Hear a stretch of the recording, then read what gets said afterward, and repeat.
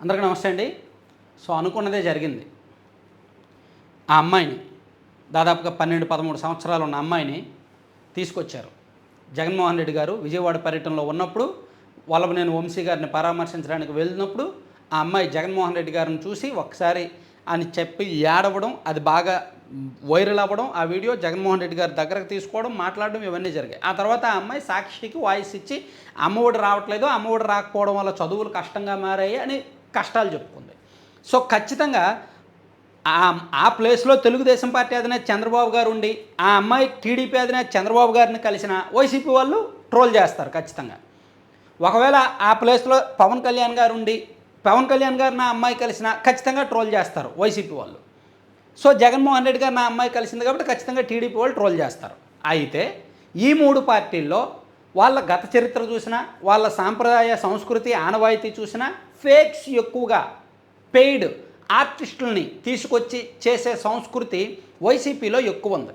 ఎందుకంటే మనం చూసాం జిఐఎస్ సదస్సులో గ్లోబల్ ఇన్వెస్టర్ సమ్మిట్లో కూడా ఐపాక్ బ్యాచ్ని పెట్టిన ఘనత అది వాళ్ళది.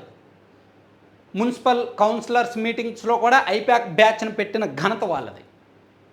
ఎడిటింగ్స్ చేసి జనాల్ని చూపించిన ఘనత, ఫేక్ ఘనత ఎక్కువగా మూటగట్టుకున్న పార్టీ ఉంది. కాబట్టి ఆ వీడియో చూసినప్పుడే ఆ అమ్మాయిని చూసినప్పుడు అనుమానించాం ఖచ్చితంగా ట్రోల్కి గురవుద్ది అని. ఈరోజు ఉదయం నుంచి సోషల్ మీడియాలో ఆ అమ్మాయిని ఇష్టానుసారం ఆడుకుంటున్నారు. పాప మా అమ్మాయి భవిష్యత్తు ఏమవ్వాలండి? నేను నిన్నే చెప్పా, చిన్న పాప భవిష్యత్తు ఏమవుద్దో ఇష్టం వచ్చినట్టు ట్రోల్స్ చేస్తారు అని. ఇప్పుడు ఆల్రెడీ ట్రోల్స్ గురవుతుంది ఆ అమ్మాయి. ఆ అమ్మాయి బ్యాక్గ్రౌండ్ అంతా పుట్టుపర్వత్రాలు, జాతకము, కులము, మతము, సొంత ఊరు, చదువుకున్న స్కూల్ అన్నీ లాగుతున్నారు.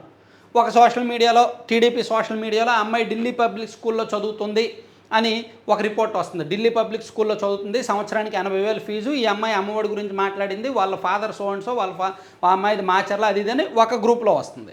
ఇంకొక చోటేమో ఆ అమ్మాయి రవీంద్ర భారతి స్కూల్లో చదువుతుంది. సో ఆ అమ్మాయి సొంత నియోజకవర్గం మాచర్ల కాదు పల్నాడో గురజాలో, ఇలా రెండు వాదనలు వస్తున్నాయి. రెండు అంశాలు తెర మీదకి వస్తున్నాయి. ఒకటో అంశంలో ఆ అమ్మాయి సొంత నియోజకవర్గం మాచర్ల అండ్ పిన్నెల రామకృష్ణారెడ్డి గారికి బంధువులు అవుతారంట. అండ్ ఆ అమ్మాయి చదువుతున్నది రవీంద్ర భారతి విజయవాడలో అనేది ఒకటో వెర్షను. వాళ్ళ ఫాదర్ ఏదో గోల్డ్ షాప్లో పనిచేస్తారు అనేది ఒకటో వెర్షన్. ఇంక రెండో వెర్షన్ ఏంటంటే ఆ అమ్మాయి ఢిల్లీ పబ్లిక్ స్కూల్లో చదువుతోంది, వాళ్ళది సొంత నియోజకవర్గం గురజాల అనేది ఇంకో వెర్షన్ వస్తుంది. So and so Reddys and YCP family అనేది అయితే ఫిక్స్. అయితే ఇక్కడ నేను చెప్తున్నది ఏంటంటే పాపం చిన్న పిల్లండి, ఆ అమ్మాయికి ఎవరో చెప్పారో లేదంటే నిజంగా అభిమానమో కానీ ట్రోల్స్ చేయొద్దు దయచేసి. ట్రోల్స్ మన రాష్ట్రంలో ఆ సంస్కృతి మంచిది కాదు. గీతాంజలి అనే విషయం ఆ ఘటన ఇప్పటికీ మన కళ్ళ ముందు ఉంది. సంవత్సరమైంది కరెక్ట్గా గీతాంజలి సంఘటన జరిగి, ఇప్పటికీ మన కళ్ళ ముందు మెదులుతోంది. ఇద్దరు చిన్న పిల్లల్ని వదిలేసి ఆ అమ్మాయి అలా చేసుకుంది. ఇప్పటికీ ఆ కేసులో వాస్తవాలు ఏంటో తెలియలేదు. గీతాంజలి కేసు విషయంలో ఆ కేసు మళ్ళీ రీఓపెన్ చేస్తే బెటర్. అలాగే మేఘన, ఆ అమ్మాయిని ఇప్పటికీ ట్రోల్ చేస్తారు పాపం. స్కూల్లో చదువుకొని ఇంగ్లీష్లో మాట్లాడిన పాపానికి ఆ అమ్మాయిని ఇప్పటికీ ట్రోల్స్ చేస్తారు చాలా దారుణంగా. ఇప్పుడు ఈ పాప ఇంకా చిన్న వయసు, తెలియని వయసు, ఆ పాపను కూడా ట్రోల్స్ చేస్తారు. సో నిన్నే నేను భయపడ్డా, ఖచ్చితంగా ఆ అమ్మాయి ట్రోల్ మెటీరియల్ అయిపోద్ది, ట్రోల్స్ చేసేస్తారని. రేపు పొద్దున ఒక 10 సంవత్సరాల తర్వాత ఆ అమ్మాయి ఇప్పుడు ఆ అమ్మాయి స్కూల్కి వెళ్తే పక్కన స్నేహితులు ఆమెను ఎలా చూస్తారండి? ఆ అమ్మాయి రేపు పొద్దున కాలేజీకి వెళ్తే స్నేహితులు ఆమెను ఎలా చూస్తారండి? సోషల్ మీడియాలో ఒకసారి ట్రోల్ చేస్తే 10 సంవత్సరాల తర్వాత అయినా సరే ఆ మెటీరియల్ కనిపిస్తుంది.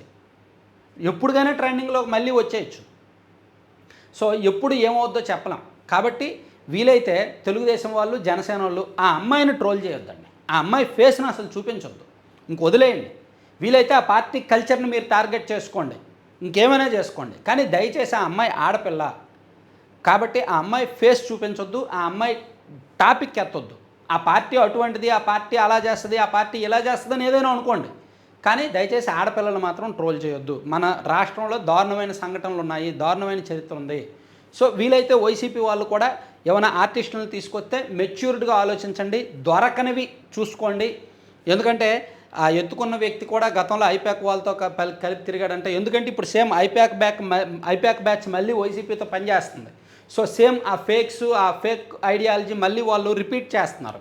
సో దొరికిపోతే పరువు తక్కువ, దొరకకుండా ఎన్నైనా చేసుకోవచ్చు. దొరకనంతకాలం దొరికితే దొంగ. సో టీడీపీ వాళ్ళు కూడా అప్పుడప్పుడు ఫేక్స్ చేస్తే చేయొచ్చు, కానీ దొరలగా చలేమని అవుతున్నారు, దొరకట్లేదు.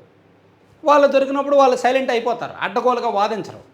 కానీ వైసీపీ వాళ్ళు అడ్డగోలుగా వాదిస్తారు, దొరికిపోయినా సరే వాదిస్తారు. సో ఇక్కడ చూసుకోండి. అయితే నేను ఫైనల్గా మళ్ళీ చెప్తున్నా, ఆడపిల్ల 12 సంవత్సరాల వయసు ఉంటుంది, ఆ అమ్మాయికి ఎంతో భవిష్యత్తు ఉంది. ఆ అమ్మాయి ఫేస్ చూపించొద్దు, ఆ అమ్మాయి పేరు వాడొద్దు, ఆ అమ్మాయి గురించి అసలు మాట్లాడొద్దు. పార్టీ గురించి, పార్టీ విధానాల గురించి మాత్రమే మాట్లాడండి. Thank you very much.